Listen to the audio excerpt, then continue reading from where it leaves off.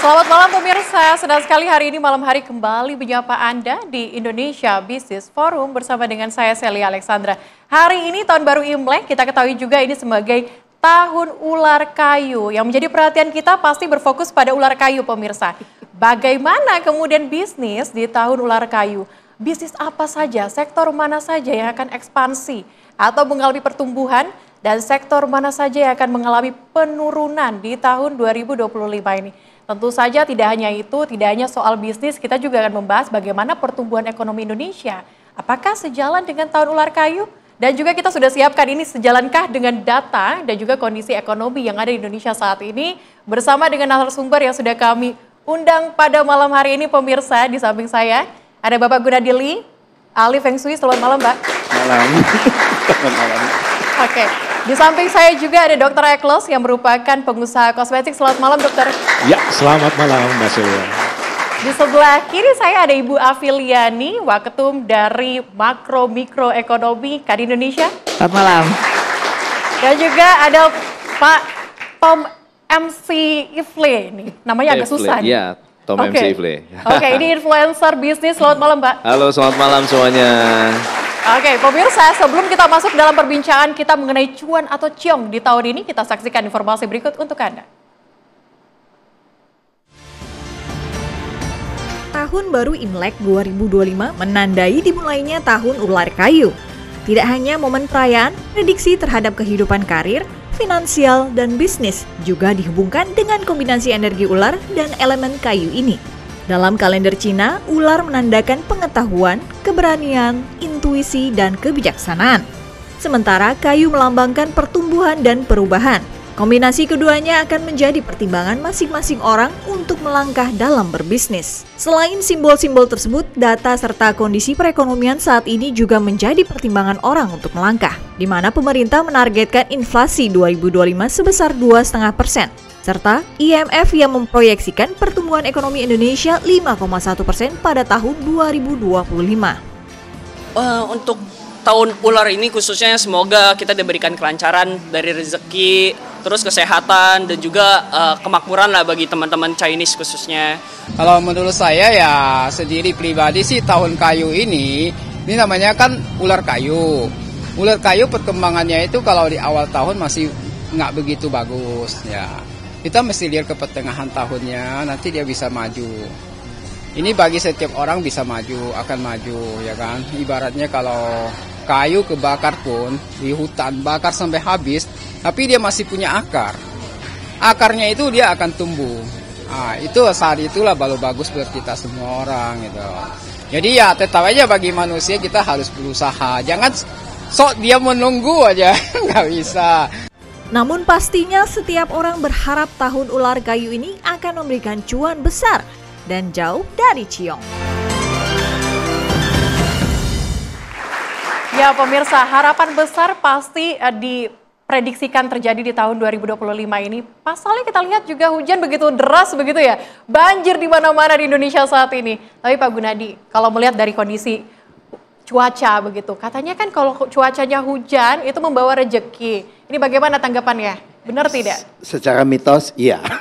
Faktanya bagaimana? Oh, faktanya kan memang ini lagi musim hujan. Oh gitu. Kan lagi musim hujan. Mungkin kalau sekarang di negara, kan kalau kita di sini hujan, di Aussie musim panas ya nggak akan hujan. Oke, tapi kalau kita berbicara soal bisnis, kira-kira sektor apa saja yang kemudian akan cuan dan juga ciong di tahun ini?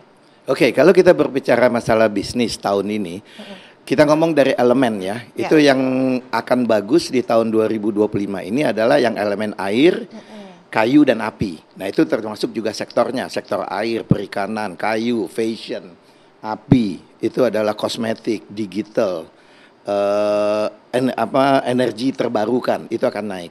Nah kemudian yang patut diwaspadain adalah yang berelemen tanah dengan berelemen logam.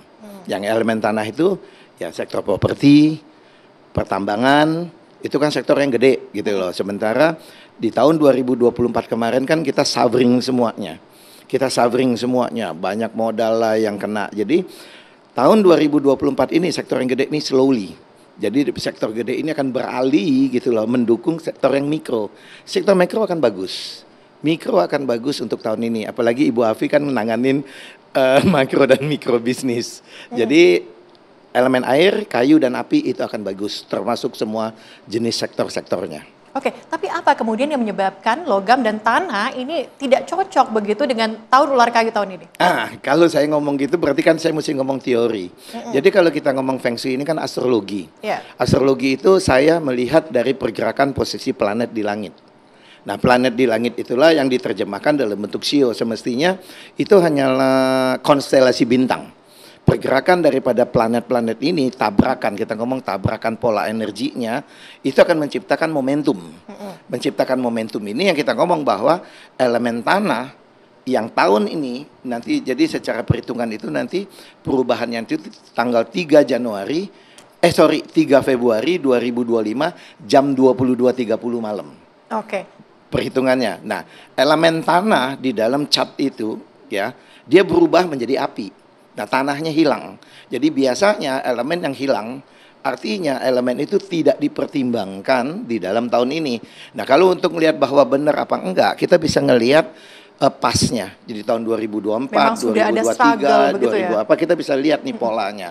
Nah, jadi pola tahun ini elemen tanah itu hilang. Berubah, bertransformasi. Kemudian elemen logam memang tidak ada.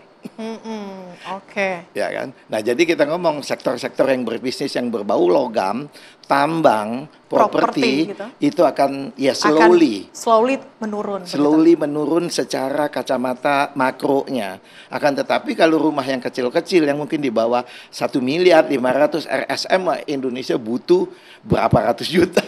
Oke, menarik sekali. Nanti kita akan bahas lagi lebih dalam mengenai yang ciongnya. Tetapi juga di sini sudah ada pengusaha di bidang kosmetik, Dr. Ekles. Tadi disampaikan, Dok, kalau misalnya cuan di tahun ini, Dok. Tapi sebelum masuk ke sana, Dokter, di tahun 2024 bisnis kosmetik sebenarnya mengalirnya seperti apa? Baguskah? Oke, Mas Elia, memang industri beauty saya sendiri pelaku bisnis, background saya Ekles Group. Itu antara lain ada bisnis klinik kecantikan maupun skincare. Dan bersyukur alhamdulillah grow-nya bagus banget. Bagus banget apalagi after pandemi. Kayaknya setelah pandemi apalagi di skincare ya.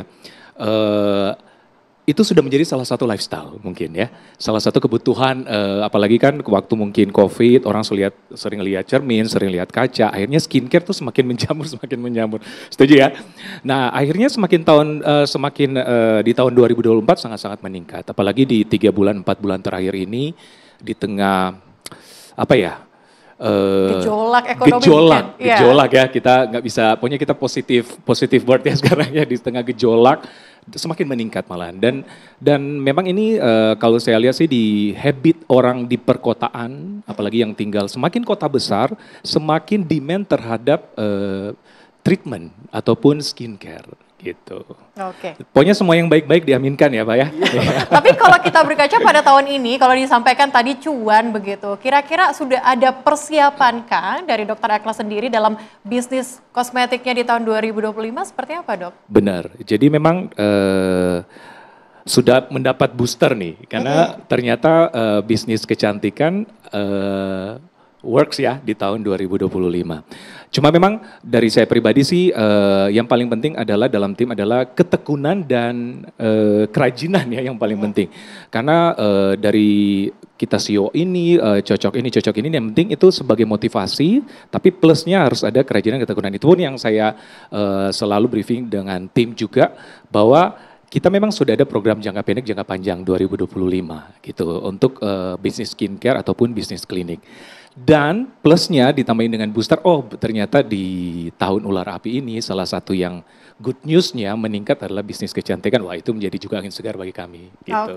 Jadi motivasi lah. Semakin senyumnya semakin merona ya ini ya. Merona senyumnya Dr. Ekles dan juga pengusaha bisnis kecantikan di luar sana. Tapi saya mau lihat dari generalnya nih Bu Afi. Kalau kita melihat bahwa bisnis itu kan luas sekali. Kalau tadi disampaikan ada logam dan juga tanah yang bertolak belakang dengan kayu begitu. Iya. Anda melihatnya seperti apa? Untuk Saya pebisnis? setuju ya, karena kalau lihat tahun 2025 ini memang soal perumahan memang belum terjadi perubahan yang signifikan dari sisi demand ya. Tapi untuk rumah bersubsidi memang kan 3 juta rumah sebagai programnya Pak Prabowo itu bagi orang yang belum punya rumah. Berarti itu adalah yang 500 juta ke bawah. Ya itu memang demandnya besar ya. Tapi untuk yang menengah atas itu sekarang sudah oversupply. Jadi itu memang kemungkinan memang bisa terjadi ya.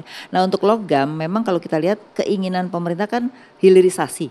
Tetapi kalau kita lihat dengan kondisi makro di luar, kondisi suku bunga lagi tinggi, ya orang lebih pilih udah deh nggak usah investasi dulu, kita taruh aja uang di pasar uang, tapi investasi nanti dulu gitu. Makanya tadi dikatakan untuk logam memang walaupun keinginan kita tinggi, tetapi untuk investasi itu rasanya untuk jangka pendek ini belum terjadi ya. Karena satu adalah masalah polisinya sendiri ya, yang kedua adalah demand dunia juga sekarang sedang turun.